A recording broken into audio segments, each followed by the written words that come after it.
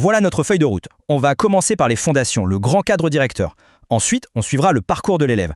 Puis, on fera un gros zoom sur les années collège, qui sont vraiment cruciales, pour voir les détails du programme. Et on terminera avec le but ultime qui relie absolument tout, la communication. Allez, on attaque par les bases, les fondations. Avant de se demander comment on enseigne, il faut comprendre le pourquoi. Quelles sont les grandes idées, les principes qui tiennent tout cet édifice debout? Tout en haut, à la racine de tout ça, on trouve deux textes fondateurs, la Charte nationale de l'éducation et le Livre blanc. Attention, ce ne sont pas de simples papiers administratifs, ce sont en quelque sorte les piliers, la constitution qui définit la vision de l'enseignement du français. Et de ces textes découle une mission en 3 points. D'abord, il faut donner un cadre clair pour guider les profs. Ensuite, garantir que tout soit cohérent partout dans le pays. Et surtout, bien sûr, assurer un enseignement de la langue de très haute qualité. Et ce qui est vraiment intéressant, c'est que ça ne concerne pas que les enseignants. Non, ce cadre s'adresse à tout le monde. L'administration, les inspecteurs et même les parents et les associations. L'idée, c'est de créer une véritable communauté éducative unifiée autour de l'élève.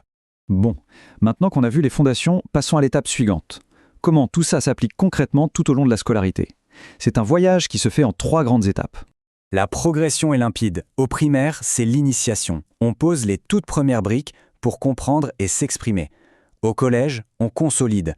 On apprend à analyser des textes, des discours un peu plus complexes. Et enfin au lycée, c'est le perfectionnement. Là, on polit les compétences pour atteindre une vraie maîtrise. On voit bien que c'est une construction hyper logique, comme un escalier de compétences. Chaque cycle s'appuie sur le précédent, il n'y a pas de rupture, c'est un cheminement pédagogique qui a vraiment été bien pensé. Faisons maintenant un arrêt sur image sur le cœur de notre plan, le collège. C'est vraiment là que les choses se précisent et que toute la philosophie de l'enseignement prend son sens.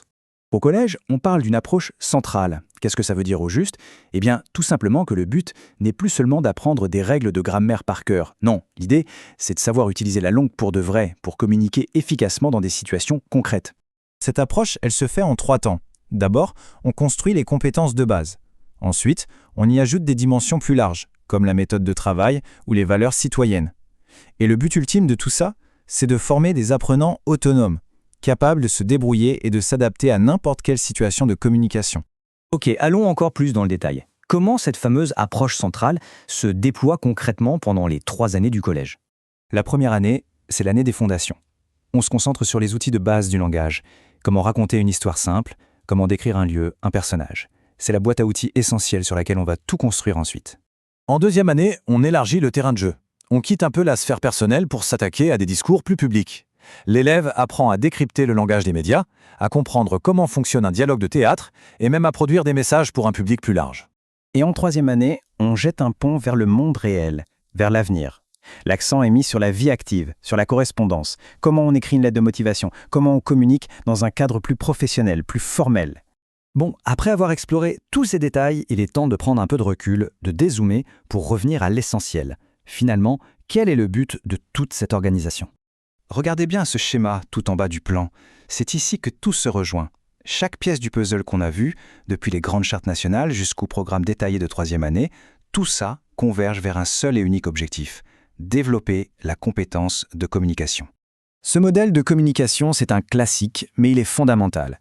Il nous montre les éléments de base. Il y a un émetteur, un récepteur, un message qui passe par un canal, et tout ça utilise un code commun. C'est cette mécanique que l'élève doit non seulement comprendre, mais surtout maîtriser.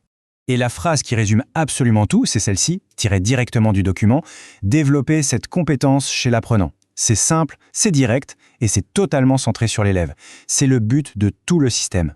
Finalement, ce qu'on découvre avec ce plan, c'est un système d'une cohérence assez remarquable. Chaque élément, du plus général au plus spécifique, est connecté logiquement aux autres. Et tout ça sert un objectif clair et unifié. Ça nous laisse avec une question finale, et elle est assez fascinante. Au-delà d'apprendre le français, comment un programme aussi structuré, aussi intentionnel, peut-il influencer la manière même dont un élève apprend à organiser sa propre pensée? C'est une réflexion qui, franchement, va bien au-delà des murs de la classe.